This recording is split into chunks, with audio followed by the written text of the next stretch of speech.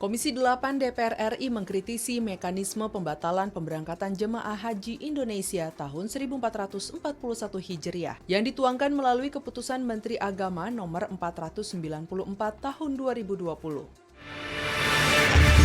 Komisi 10 DPR RI mendorong penambahan anggaran Kemenparekraf untuk menstimulus para pelaku pariwisata dan ekonomi kreatif. Komisi 8 DPR RI melakukan kunjungan kerja spesifik dalam rangka pengawasan atas bantuan sosial non-tunai yang diberikan pemerintah terkait dampak pandemi COVID-19.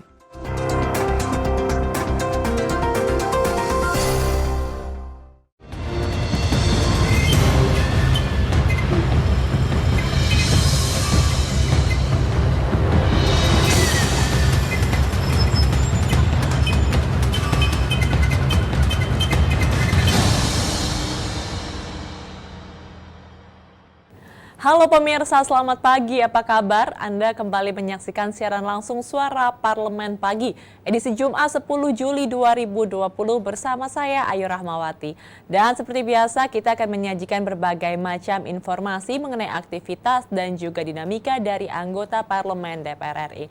Dan pemirsa mungkin yang sudah mempunyai rencana untuk berjalan-jalan atau menghabiskan waktu di weekendnya, ini tetap harus berhati-hati dan pastinya harus tetap mematuhi protokol kesehatan.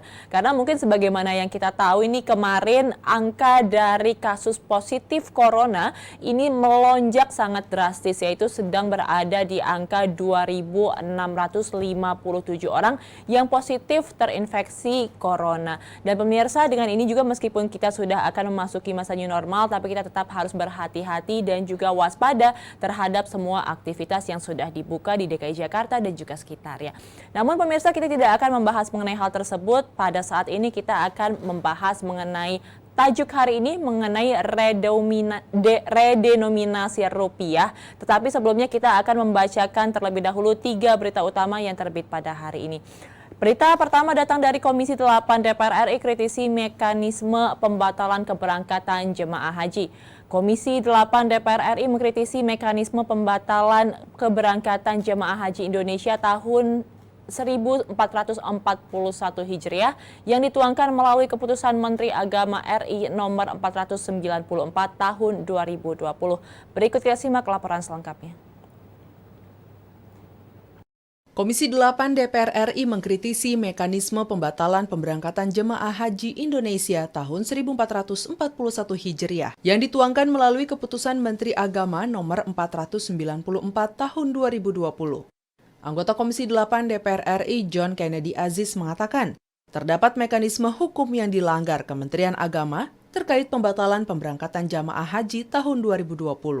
Karena biaya haji ditetapkan berdasarkan keputusan Presiden, sementara pembatalan ibadah haji berdasarkan surat keputusan Menteri Agama.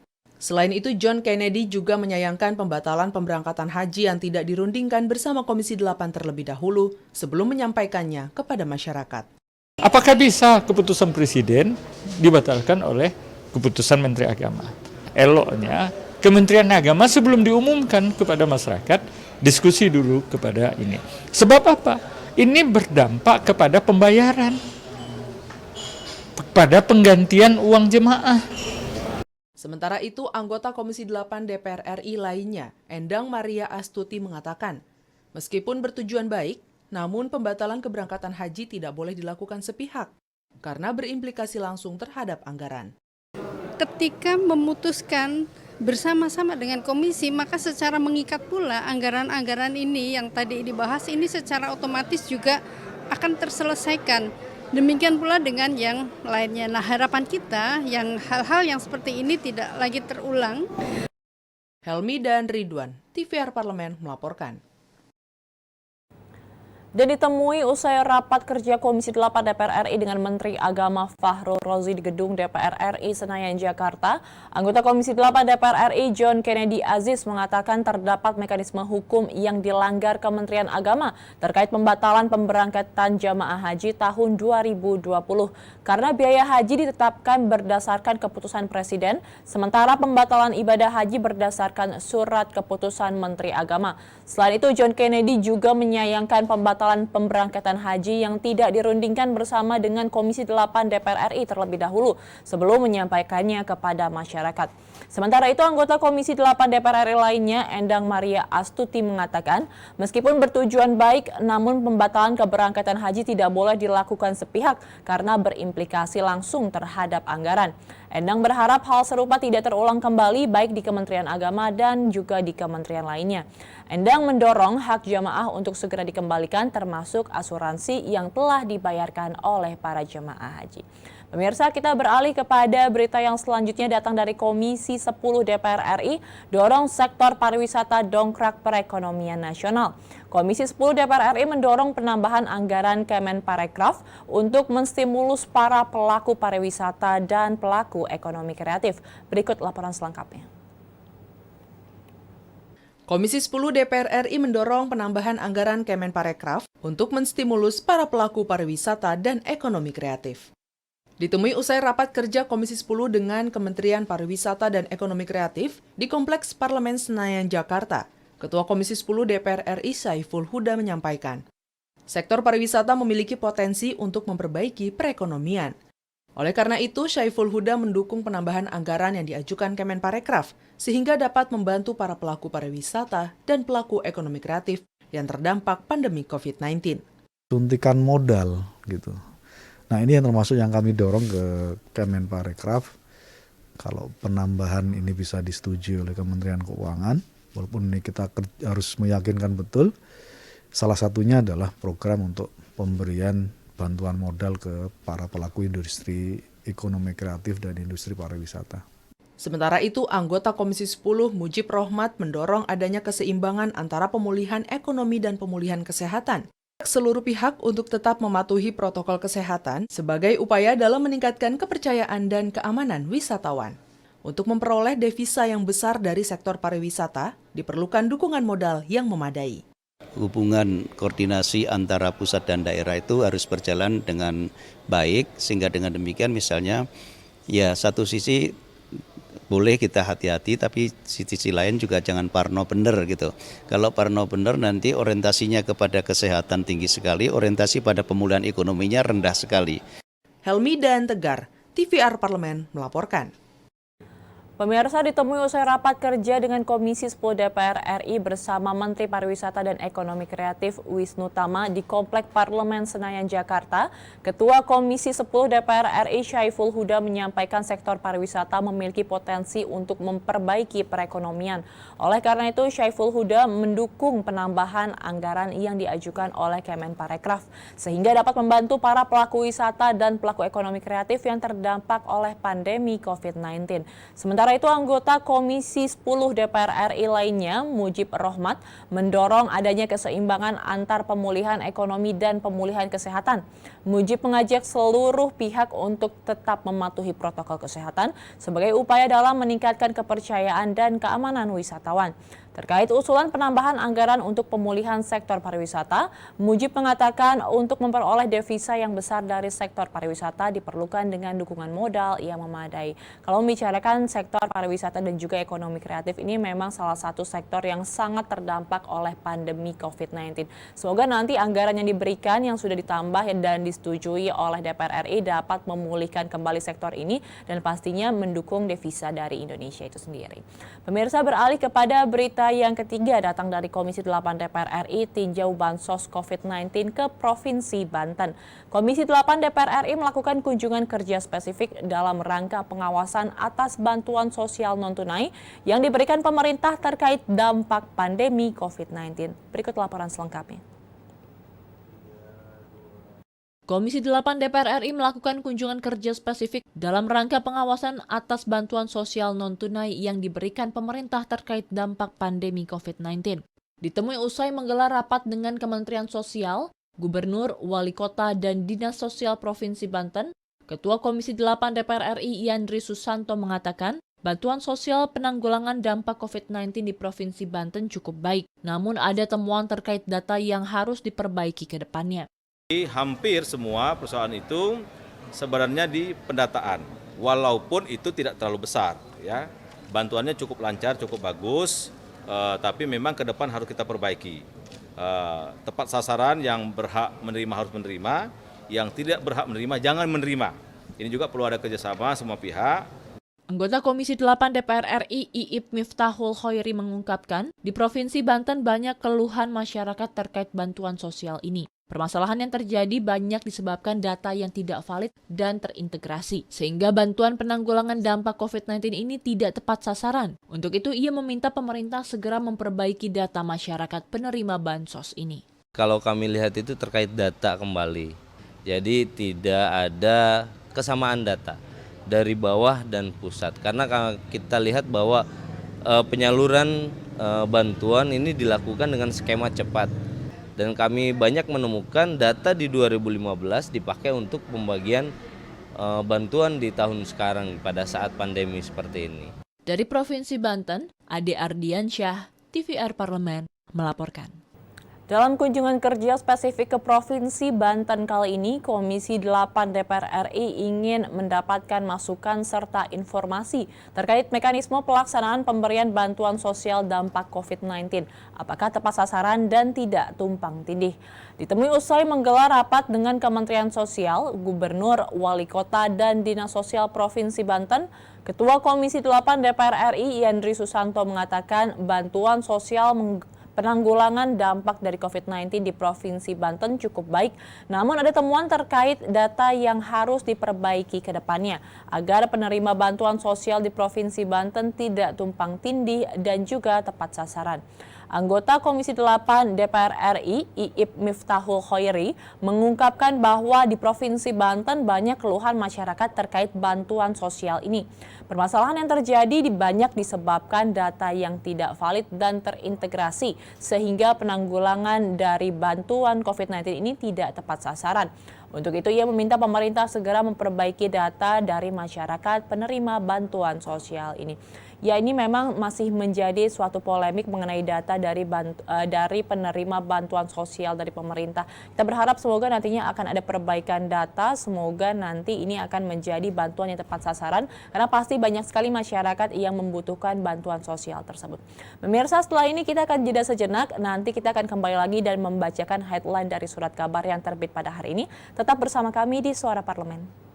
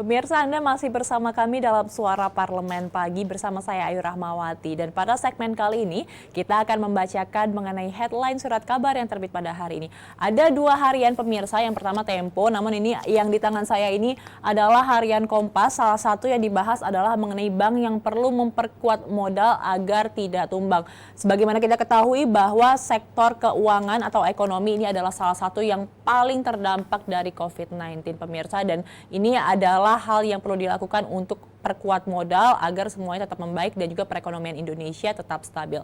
Selengkapnya nanti kita akan bacakan pemirsa dalam headline Surat Kabar.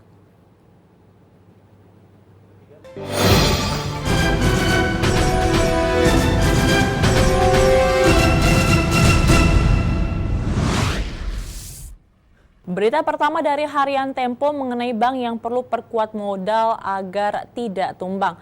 Otoritas Jasa Keuangan atau OJK meningkatkan perbankan dan juga mengingatkan untuk terus mengencangkan ikat pinggang di tengah ketidakpastian pandemi COVID-19 ini. Direktur Eksekutif Penelitian dan Pengaturan Perbankan OJK Anung Herlianto mengatakan yang menjadi perhatian utama regulator adalah kapasitas keuangan permodalan yang dimiliki oleh perbankan nasional. Menurut Anung, bank harus mampu melewati krisis dengan memiliki ketahanan bisnis yang kuat untuk dapat bertahan dan tetap mempunyai daya saing. Selain itu, Anung menambahkan penggunaan layanan perbankan digital selama pandemi melonjak tajam. Perbankan dituntut untuk melakukan inovasi digital dengan dukungan modal yang memadai. Ya, ini mungkin karena salah satunya juga tidak bisa melakukan kegiatan ekonomi secara fisik, maka ini banyak sekali masyarakat yang menggunakan perbankan digital. Ini juga adalah salah satu hal yang perlu diperhatikan untuk melakukan inovasi dan semoga nantinya ini bisa mendapatkan dukungan modal sehingga dapat memiliki daya saing yang kuat. Pemirsa, beralih kepada harian yang kedua datang dari Kompas mengenai adu cepat melawan deret ukur dari COVID-19. Sejumlah kasus positif COVID-19 di Indonesia terus melonjak. Hingga bulan kelima penularan COVID-19 di Indonesia, puncaknya penularan terdampak belum juga terjadi. Fluktuasi pertambahan kasus positif terus cenderung menaikkan kurva insiden COVID-19 di Indonesia. Presiden Joko Widodo sempat mengunjungi Surabaya dan Banyuwangi, Jawa Timur pada akhir Juni lalu untuk mendorong sinergi gubernur dan bupati atau wali kota mengatasi penyebaran COVID-19. Saat itu Presiden mengatakan akan memantau terus dan mengikuti data perkembangan kasus di Jawa Timur. Ia juga berharap dalam 2 pekan mendatang penurunan signifikan kasus COVID-19 agar tatanan normal baru bisa segera diterapkan dan masyarakat segera beraktivitas. Ya, mungkin dalam masa PSBB transisi ini di antara masa karantina dan juga masa new normal kita masih harus terus menjaga kesehatan karena seperti informasi yang telah tadi saya sebutkan di awal bahwa penularan dari kasus COVID-19 di Indonesia ini masih sangat tinggi, masih 2.600 tercatat pada kemarin dan kita berharap ini semoga tetap menurun, namun bagaimanapun harus tetap memperhatikan kesehatan dan juga kebersihan. Pemirsa, setelah ini kita akan jeda sejenak, nanti kita akan kembali dan membahas tajuk hari ini mengenai redenominasi rupiah. Tetap bersama kami di Suara Parlemen.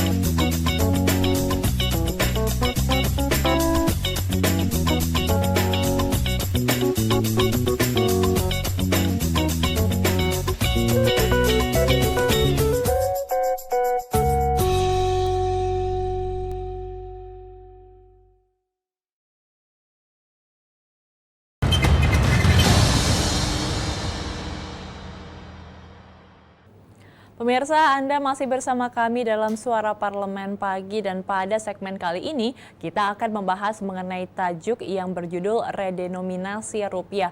Mungkin untuk pemirsa yang belum mengetahui, ini adalah pemangkasan nilai rupiah tanpa mengurangi dari nilai jualnya itu sendiri. Jadi kalau misalkan pemirsa saat ini mempunyai uang sebesar Rp1.000, nanti ketika redenominasi ini berlaku akan hanya menjadi Rp1 saja. Namun ini akan berpengaruh juga terhadap nilai jual dan juga nanti Jadi daya beli dari masyarakat ini juga masih harus diperhatikan. Selengkapnya pemirsa akan kita bahas di dalam tajuk hari ini.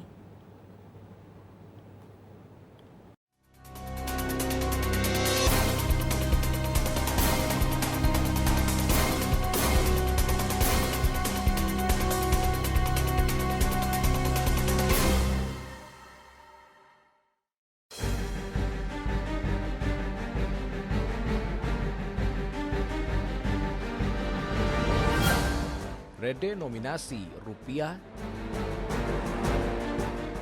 Redenominasi rupiah sebaiknya jangan dilakukan ketika Indonesia sedang mengalami pemulihan ekonomi, karena tujuannya untuk meningkatkan martabat rupiah yang terkesan tidak bernilai dibandingkan mata uang global. Untuk bisa berhasil, sebaiknya dilakukan secara bertahap dan hati-hati, seperti yang dilakukan oleh Turki. Karena redenominasi, pelaksanaannya membutuhkan proses yang panjang. Langkah awal dari redenominasi harus disepakati dalam bentuk undang-undang, mulai dari sosialisasi, pengenalan rupiah baru, sampai redenominasi benar-benar dilaksanakan.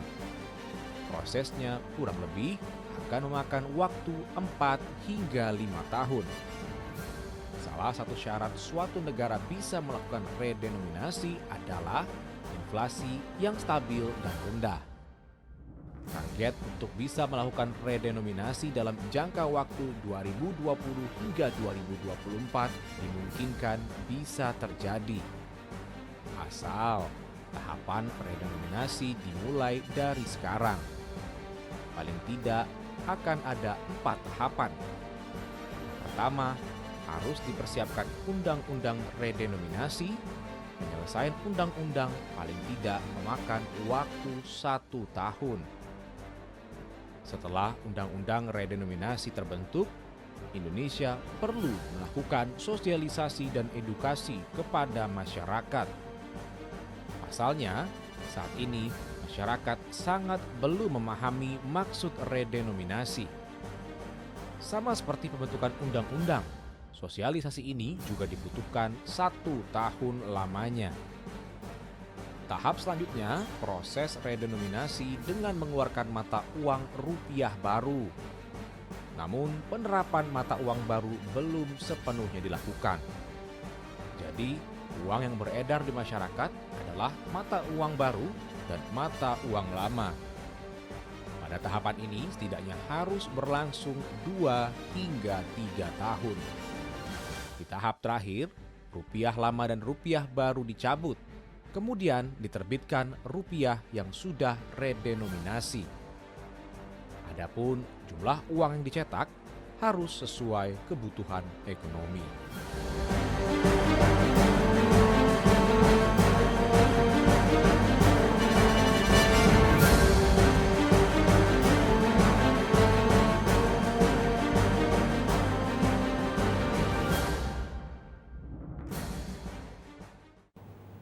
Pemirsa, pemerintah kembali mewacanakan redenominasi mata uang rupiah di tahun ini. Redenominasi sendiri adalah penyederhanaan nilai mata uang dengan mengurangi 3 angka 0 di belakangnya seperti Rp1.000 menjadi Rp1. Rencana ini akan bergulir kembali ketika Menteri Keuangan Sri Mulyani mengeluarkan PMK nomor 77/PMK.10/2020 tentang Rencana Strategis Kementerian Keuangan 2020-2024. Di dalam PMK tersebut terdapat rincian 19 rancangan undang-undang atau RUU bidang tugas Kementerian Keuangan yang akan ditindaklanjuti, salah satunya adalah redenominasi rupiah. Dalam PMK juga disebutkan urgensi pembentukan RUU redenominasi rupiah sebagai kerangka regulasi Kemenkeu tahun 2020-2024. Menurut Sri Mulyani, ada 2 perhitungan dari pemerintah sendiri. Pertama, RUU redenominasi rupiah menimbulkan efisiensi perekonomian berupa percepatan waktu transaksi dan berkurangnya resiko human error, serta efisiensi pencantuman harga barang dan jasa karena sederhananya jumlah digit rupiah. Kedua, yaitu menyederhanakan sistem transaksi dan juga akuntansi, serta pelaporan rupiah karena tidak banyaknya jumlah digit mata uang tersebut. Ya, ini adalah sistem yang dicanangkan mungkin tidak baru, ini sudah berlaku sejak tahun tahun 2010 lalu, namun juga masih banyak pertimbangan-pertimbangan karena mungkin penyederhanaan mata uang ini bukan sesuatu yang simpel atau sederhana. Beberapa ini juga sempat negara melakukan ini dan juga ada transaksi yang gagal di dalamnya. Jadi pasti Indonesia masih harus terus menggodok dan juga melihat apakah sistem ini akan baik jika diterapkan di Indonesia. Pemirsa, kita akan jeda sejenak, nanti kita akan masih membahas mengenai tajuk hari ini. Tetap bersama kami di Suara Parlemen.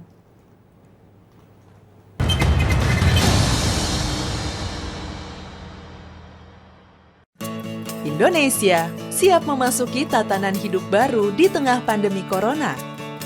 Apa kita sudah paham persiapan dan protokol kesehatan yang harus dilakukan di lingkungan kerja? Pastikan kondisi tubuh sehat saat berangkat ke kantor. Gunakan masker, membawa perlengkapan makan sendiri, sediakan hand sanitizer, dan selalu mencuci tangan.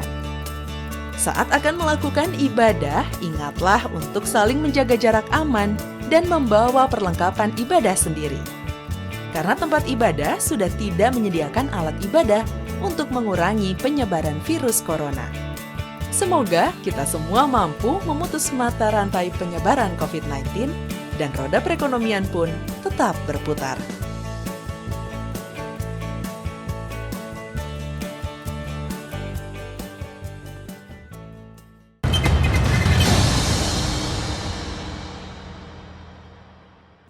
Pemirsa, RUU ini sendiri akan disiapkan oleh Kementerian Keuangan dengan penanggung jawab adalah Direktorat Jenderal Pembendaharaan Kemenkeu. Adapun unit atau institusi terkait adalah Sekretariatan Jenderal Kemenkeu dan BKP Kemenkeu. Menanggapi hal tersebut, pemirsa, anggota Komisi 11 DPR RI Sarmuji menilai redenominasi rupiah sebenarnya suatu hal yang bagus untuk dilakukan, namun harus membutuhkan syarat-syarat yang lebih ketat. Salah satunya adalah kondisi ekonomi Indonesia yang harus stabil terlebih dahulu pada saat pelaksanaan. Sarmuji menambahkan untuk 1 tahun ini sebaiknya pemerintah fokus pada pemilihan ekonomi dan juga pemulihan dari ekonomi Indonesia itu sendiri, mengingat kondisi perekonomian Indonesia dan juga dunia tengah dilanda oleh pandemi COVID-19 hingga saat ini. Ia memperkirakan tahun depan ekonomi akan tumbuh bagus dan diperkirakan dalam jangka menengah stabil. Sarmuji menegaskan masyarakat tidak perlu khawatir meski redenominasi dilakukan, nilai rupiah pasca redenominasi sama dengan nilai rupiah sebelum terjadi. Sarmuji juga mengakui akan butuh waktu untuk sosialisasi dan juga butuh waktu untuk menghadapi transisinya. Ya, ini mungkin pernyataan juga telah dikeluarkan dari Menteri Keuangan bahwa sebenarnya ini yang menjadi fokus utama pada saat ini adalah mengenai pemulihan ekonomi pasca COVID-19 terlebih dahulu. Mengenai wacana redenominasi ini akan dipikirkan lagi nanti setelahnya karena bagaimanapun juga ini kestabilan ekonomi dari Indonesia harus tetap menjadi yang utama. Ya, pemirsa, berita tersebut sekaligus juga mengakhiri perjumpaan kita pada Suara Parlemen episode kali ini. Saya Ayu Rahmawati beserta seluruh kerabat kerja yang bertugas mengucapkan terima kasih atas perhatian Anda. Sampai jumpa.